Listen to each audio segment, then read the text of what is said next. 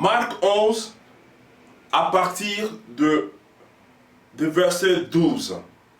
Je vais lire par le nom de Jésus.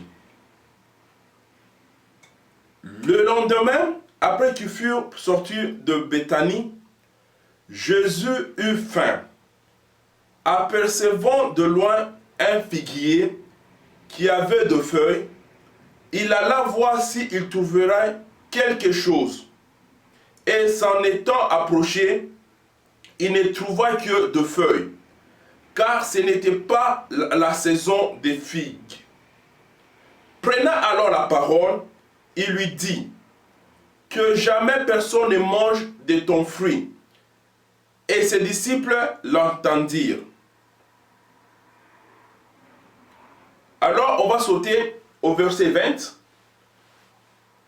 Au verset 20, le lendemain, le matin, en passant, le disciple vit les figuiers séchés jusqu'aux racines. Pierre se rappela ce qui s'était passé, dit à Jésus, « Rabbi, regarde le figuier que tu as maudit à sécher. » Jésus prit la parole et leur dit, « Ayez foi en Dieu. Je vous l'ai dit en vérité, si quelqu'un dit à cette montagne, ôte-toi de là et jette-toi dans la mer, et s'il ne doute point en son cœur, mais croit que ce qu'il dit arrive, il le verra s'accomplir. C'est pourquoi je vous dis, tout ce que vous demandez en priant, croyez que vous l'avez reçu et vous le verrez s'accomplir.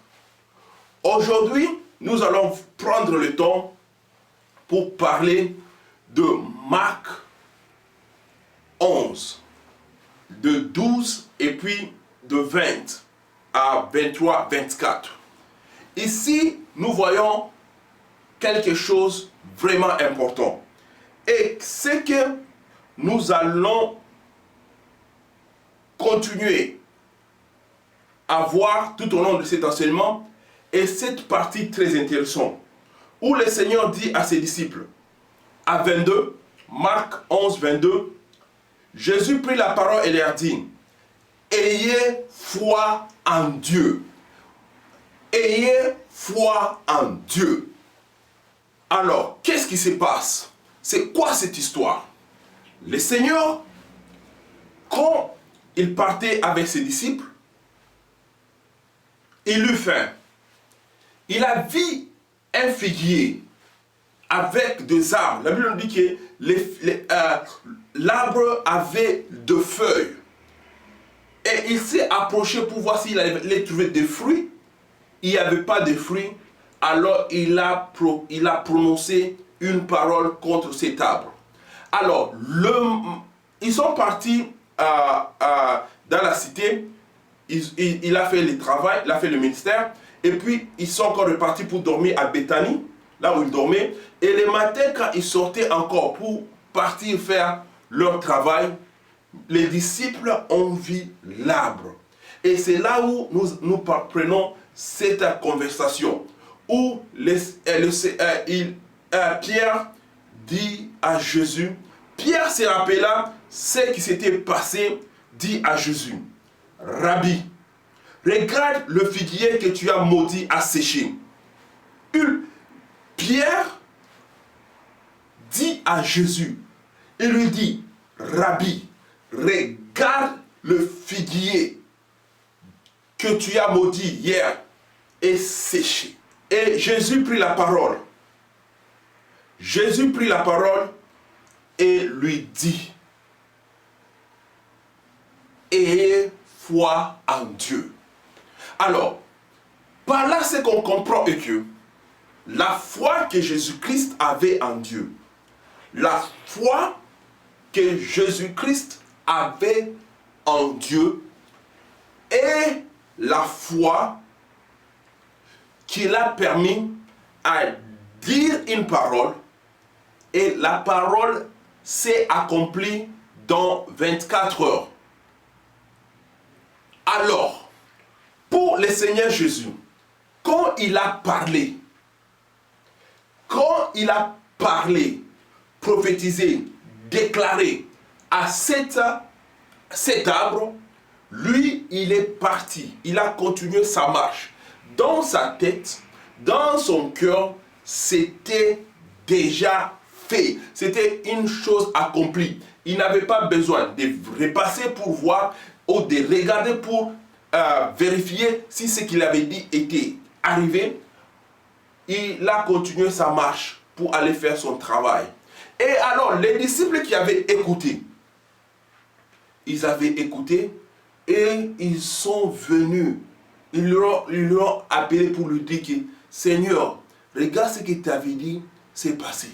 Alors, ça veut dire ici que quand le Seigneur parlait à cet arbre, il était en train de parler, de diriger sa parole et de dire ce qu'il voulait qui sort de son cœur. Et il parlait, il prophétisait, il déclarait ce qu'il voulait qu'il sache, ce qu'il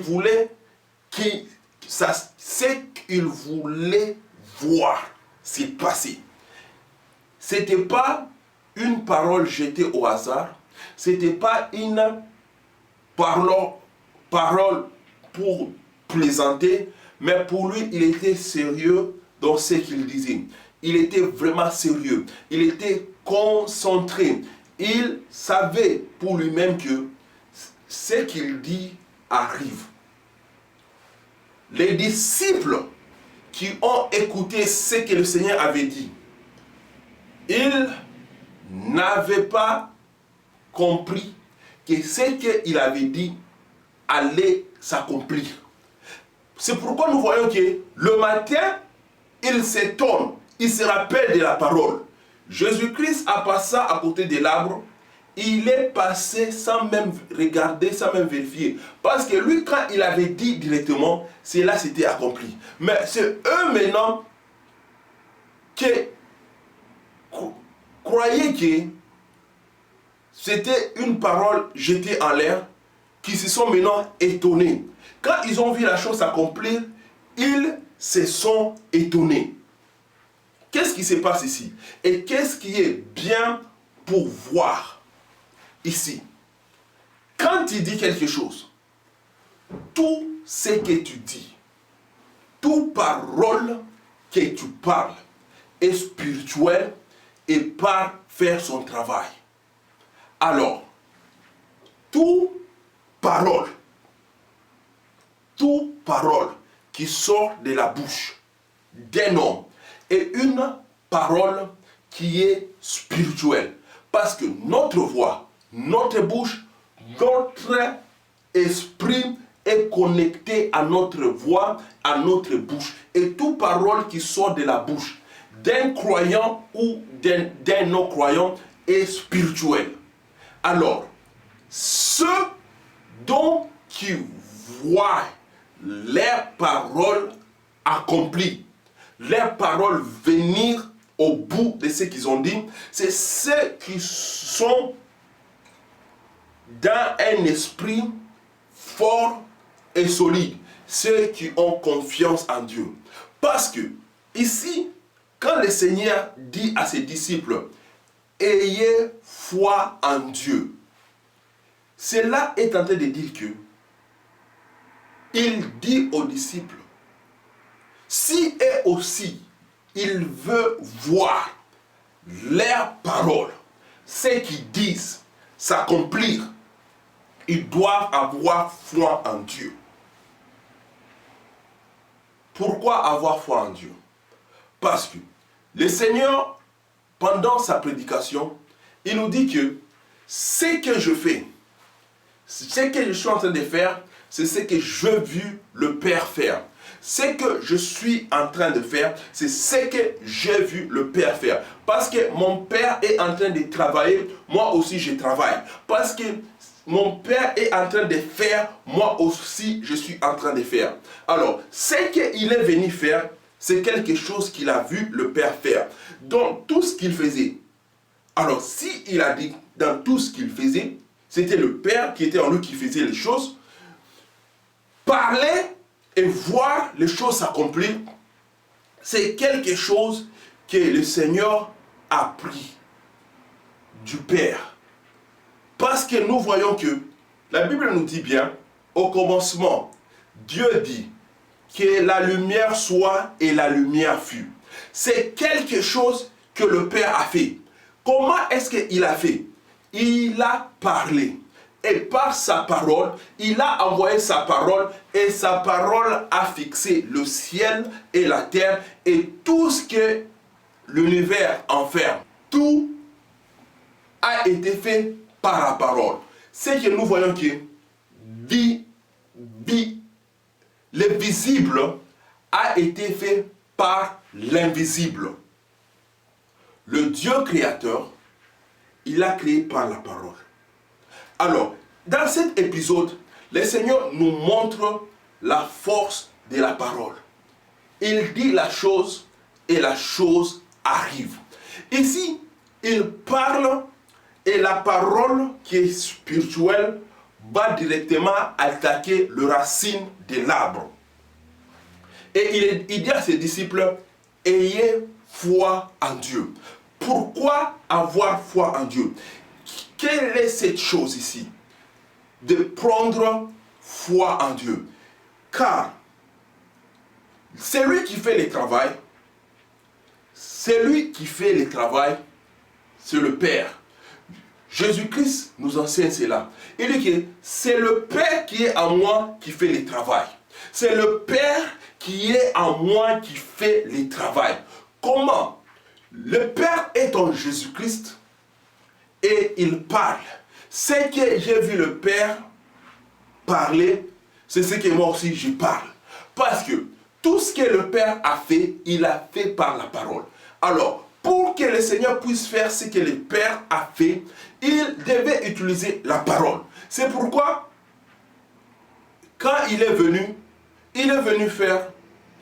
parler. Il est venu parler.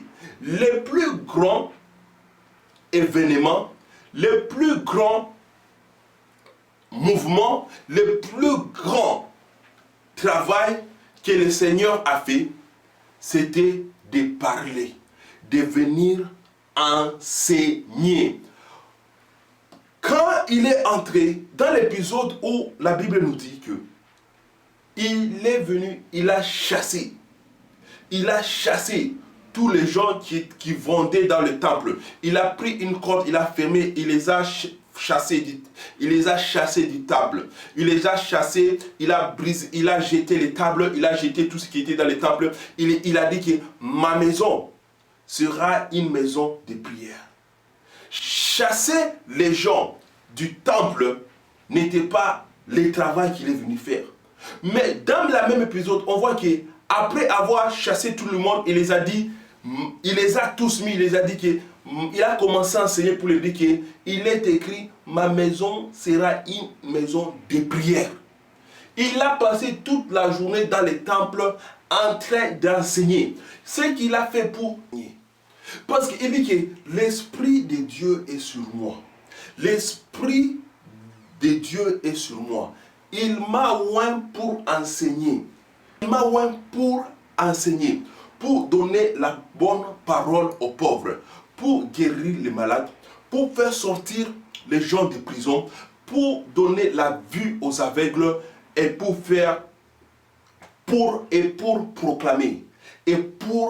proclamer une année de grâce. Et tout ceci s'est fait par la parole. Comment est-ce qu'il a donné la vue aux gens?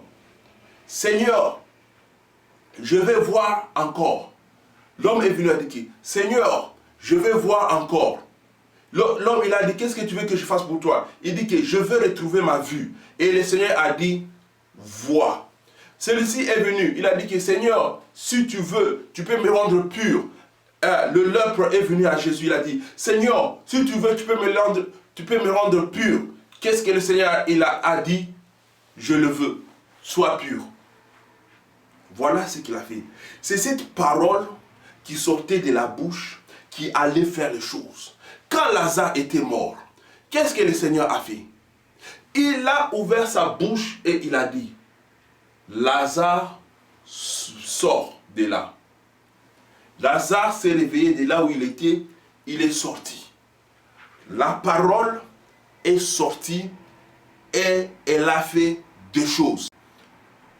Il dit, Marc 11, 23, il dit, je vous l'ai dit en vérité, si quelqu'un dit à cette montagne, ôte-toi de là et jette-toi dans la mer, et s'il ne doute point en son cœur, mais croit que ce qu'il dit arrive, il le verra s'accomplir. Alors, voilà ce que le Seigneur fait. Il monte au point où il commence à enseigner à ses disciples. Voilà ce que je fais. Vous pouvez le faire. Voilà ce que je fais. Vous pouvez le faire. Voilà ce que je fais. Vous pouvez le faire.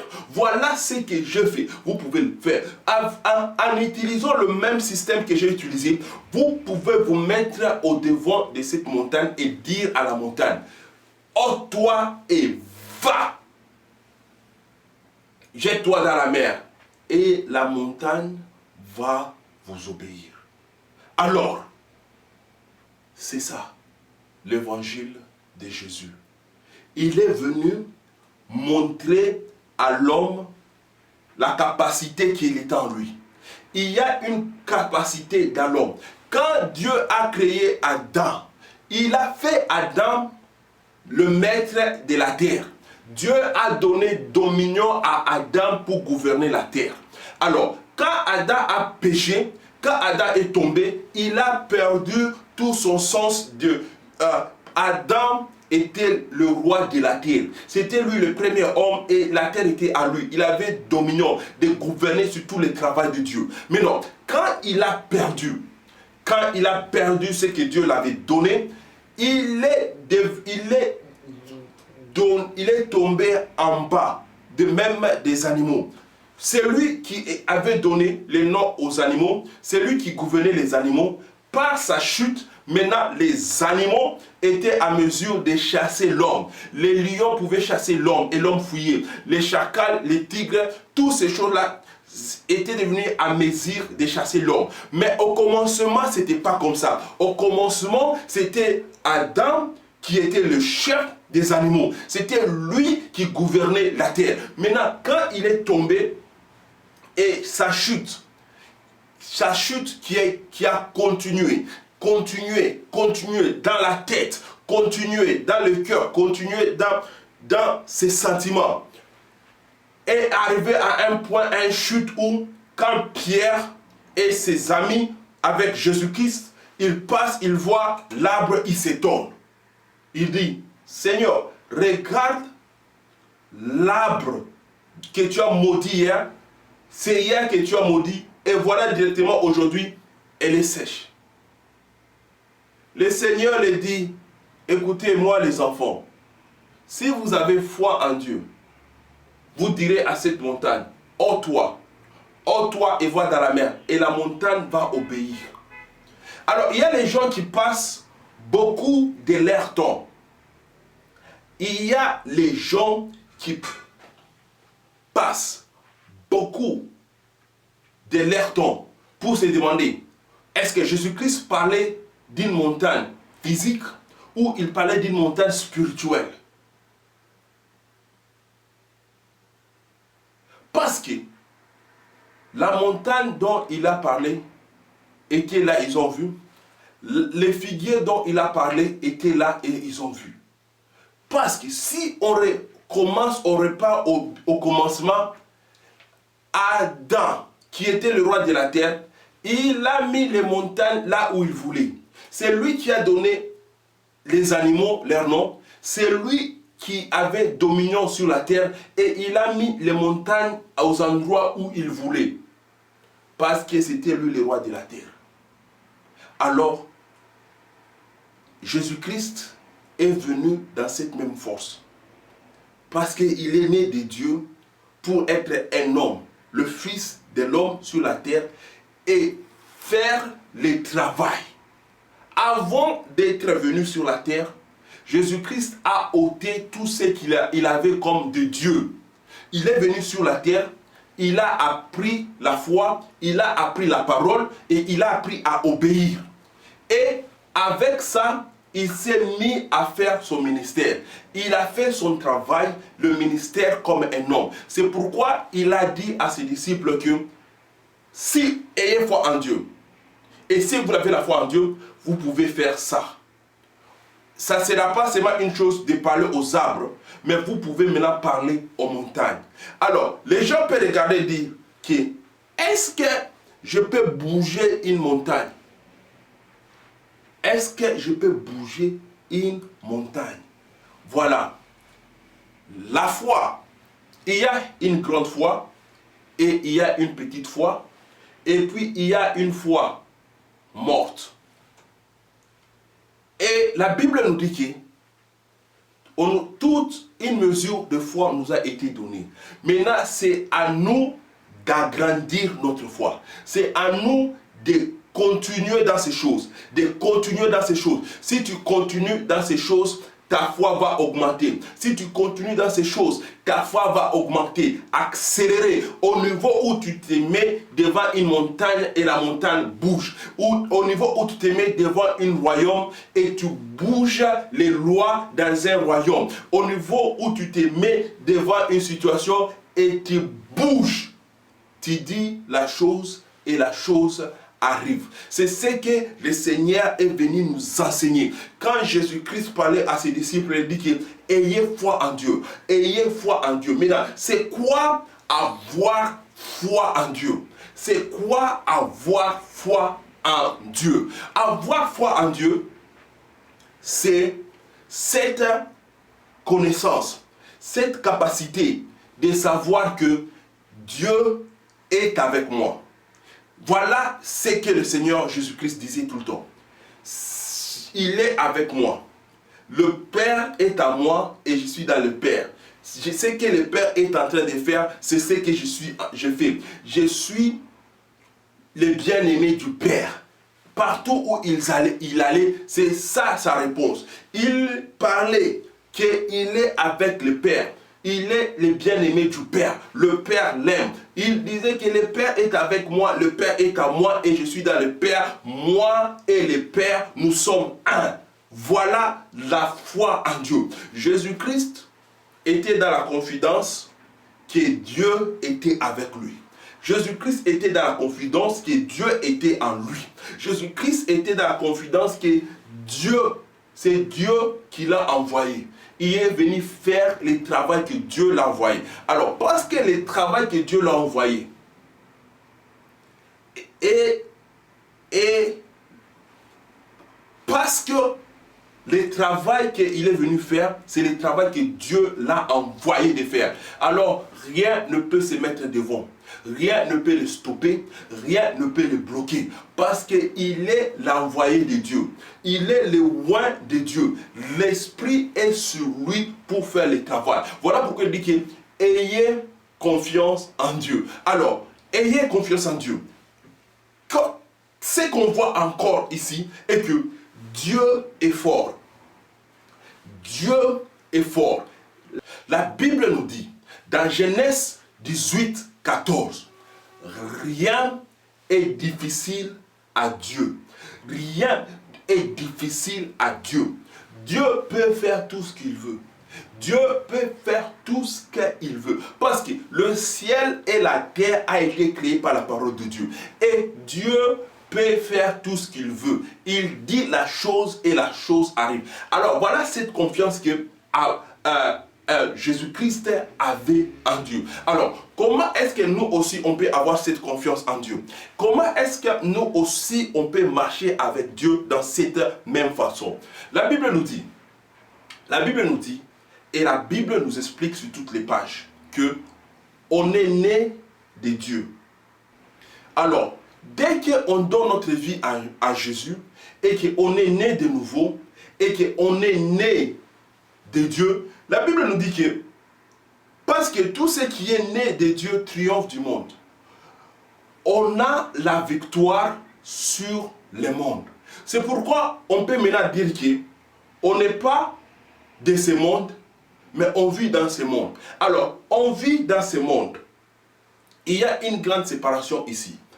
Quand on vit dans ce monde, qu'on n'est pas de ce monde ici, alors le monde ici, celui qui est dans le monde, n'a pas de force sur nous.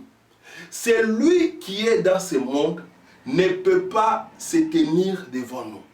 Alors, dans ces choses, ce que je vois ici, dans ces choses ici, on doit continuer dans ces choses ici, on doit ouvrir notre tête et comprendre la parole de Jésus, la parole de la foi, et maintenant vivre dans cette victoire. Parce que dès le départ, la Bible dit que la victoire qui triomphe le monde, c'est notre foi.